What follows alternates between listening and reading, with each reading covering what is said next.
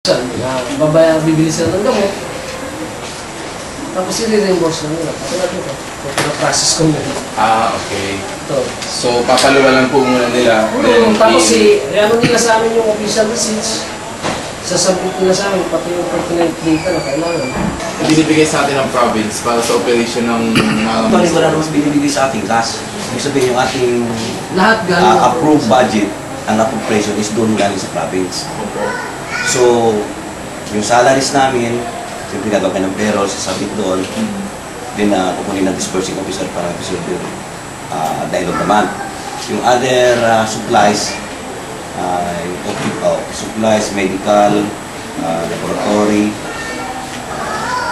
at saka yung medicines, ang kanyang pondo niya nandun lahat sa provincial government, pero nasa provincial health office. Coming from the provincial government and Kilusang Ligtas Malaria. Yun ang source ng medicines namin sa ngayon. Walang ibang source. Doon lang. Okay, yun lang po. Thank you po. Dati, meron din galing sa DOH, sa region. Yun yung mga ibang medicines. Pero ngayon wala na. Simula nung na-devolve kami. From national naging provincial. Kaya talagang kung tutuusin, talagang kulang na kulang. Sobrang kulang. Hindi talaga makasapat sa mga tao. Talagang tutuusin na nakakaya talaga. Walang maibigay ng sapat na supply na maibigay sa kanila lalo na pag-inlay. So, nakakaawa talaga sila. Okay po. Kaya hanggang ganyan lang. Ito ang malaking pagkakaiba ng PhilHealth system ng Bukidnon at Palawan. Sa Bukidnon, probinsya ang nagbabayad ng PhilHealth card ng mahihirap at pagpasok ng hospital, libre na lahat ang serbisyo at gamot at automatic na ang pag-renew nito. Sa Palawan naman, may libreng PhilHealth card nga pero nakakalungkot isipin, galing iyon sa mga politiko at walang katiyakan kung marirenew pa ito sa susunod na taon. Lahat ng PhilHealth card holder ay maa-avail naman ang serbisyo ng PhilHealth gaya ng gamot. Subalit, piling-pili lamang ang klase ng mga gamot at kailangan mo muna itong personal na bilhin o abunuhan. Kakulangan ng gamot sa butika at konkretong pagpapatupad ng PhilHealth program.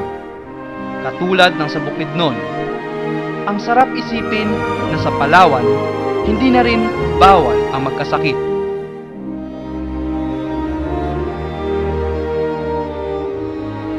Sabi sa akin, Mayor, kung taon-taon nanganganak, kahit na sobra sa apa, 5-6, basta si Sarian lang, libre, wala kang babayaran. May mga katanungan pa rin po kung itinanong doon sa sumama sa amin. Itanong ko, Lucy, ang tanong ko sa iyo ganito, kasi pinag-iisip din ako na sa loob ng 1 taon, ako, membro ko ng indigestion program ninyo. Nagkasakit ako, umayad ang nagastos sa akin is 20,000. So, ang asawa ko nagkasakit, 20,000 din. So, 40,000 na. Ang anak ko nagkasakit din, 20,000, 20,000, 80,000 na. Paano yung sobra?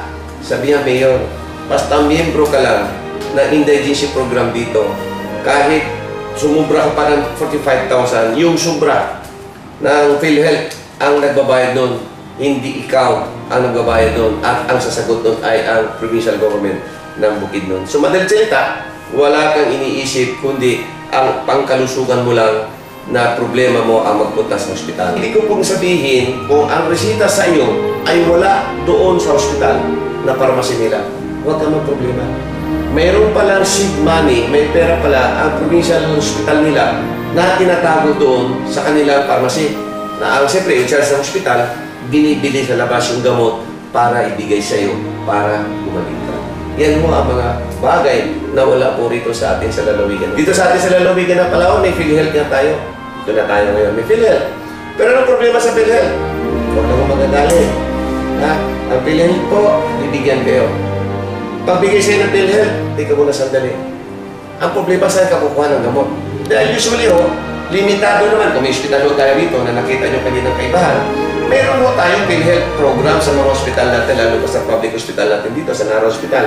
Subalit, may mga bagay na wala pong gamot doon dahil limitado po ang application ng PhilHealth program dito sa atin sa lalawigan ng Palawan. Hindi katulad na sa Bukidnon na lahat ng sakit mo sakop ng kanilang PhilHealth program at ang indigestion program nila ang sasagot sa iyong problema. Saan ba magkano? 7,000 sa atin. Doon sa kanila po, libre nila. So, dahil salita, lahat mo na servisyo. Dito sa rin si Maricar. Maricar, kumusta na yung Provincial Engineering Office nyo? PEO. Doon kasi sa Palawan, may PEO din kami. So, ano ang ginagawa ng PEO dito sa inyo? Dito, Mayor, meron kami Provincial Engineering Office, wala kami PEO. Ikaw sa Palawan, wala rin kami. Pero ano kaibahan dito sa inyo? Mayor, ganito. Meron kami Provincial Road sa isang barangay. So, dito ho sa amin, ginagawa namin, barangay official, ito ang pundo. Kayo magpagawa. Provincial Engineering Office, kayo mag-supervise. So, meron pa sitwasyon.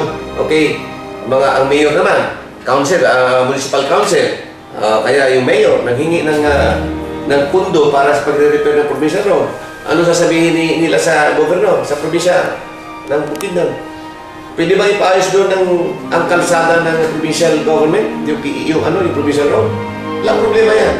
Kung ang bayan ang humihingi, ang provincial government binibigay, mayor, ito ang pundo. Kayo magpagawa, Provincial Engineering Office, supervise nito.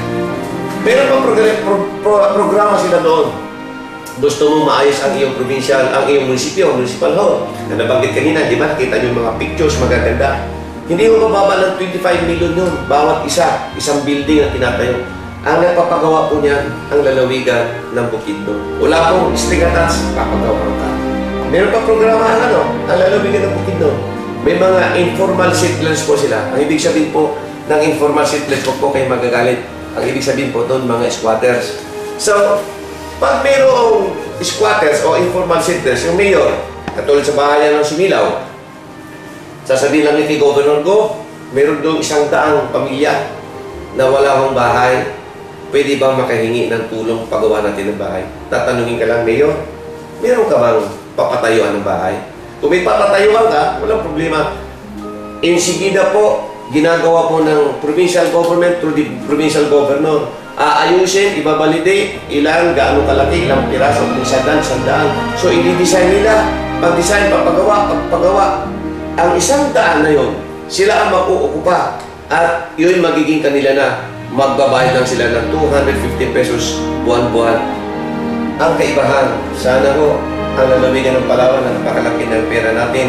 Ang budget po ng lalawigan ng Palawan ay mayroong 1.3 billion taon-taon at hindi bababa dyan.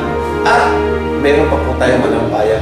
Ang lalawigan ng Bukidnon po, wala po silang malampayan. Bakit? Nagkakaroon sila ng programa para po sa mga maliliit at mahihirap na tao. So, pangwakas ko pong sasabihin sa inyo ito. Sana po, yung akin lang pong hinihiling sa inyo, inyong pangunawa. Kung meron man hong pagbabago ngayon sa lakaran ng politika sa bayan, sa lalawigan ng Palawan, ito lang po masasabi ko sa inyo. Hindi na nga magbabanggit dyan sa inyo kung ano nangyari. Kung aabutin pa po ng programa natin ito, pinaparecall din po nga nila ako. Sige lang, mahalaga po. Ang gusto ko ipaglabang po ang karapatan ninyo. Ito po. Pakitanong lang po, yung mga against po doon sa linalakad namin, mawalang galang na po, tabi-tabi lang, yung nilalakad naming recall po ni Governor Mitra. Ano bang pinaglalaban nila? Ang sa akin lang po, ang ipinaglalaban nila, yung interest nilang personal, interest ng pamilya nila, dahil yung kontrata nila sa highways, ang kontrata nila sa provincial government, ibig sabihin, pang sarili lang po nila. Hindi ko na po babanggitin yung mga pangalan nilang po respeto. Ito ho ang aking ngayon pinaglalaban ko. Ang ipinaglalaban ko po kayo, na pagdating ho ng tamang panahon sa taong ito, na mabago natin ang lakad ng panahon sa pamumulitika sa lalawigan ng Palawan. Na yung ating po hospital sa Nara, na pag-aari po yan ng lalawigan ng Palawan, sana po ganito mangyari. Nagarating ang panahon na pagpunta mo sa hospital ng Nara, kahit pag-aari po ng lalawigan ng Palawan niya, natural, nandun nakangiti ang doktor, nandun yung nurse, nandun yung attendant, pinaupo ka, dala mo asawa mo na may sakit, dala mo ang anak mo na may sakit, tinanong anong kailangan. So, ang gusto ko pong mangyari sa mga may sakit na pupunta ng ospital ng Nara na pag-aari ng lalawigan nito,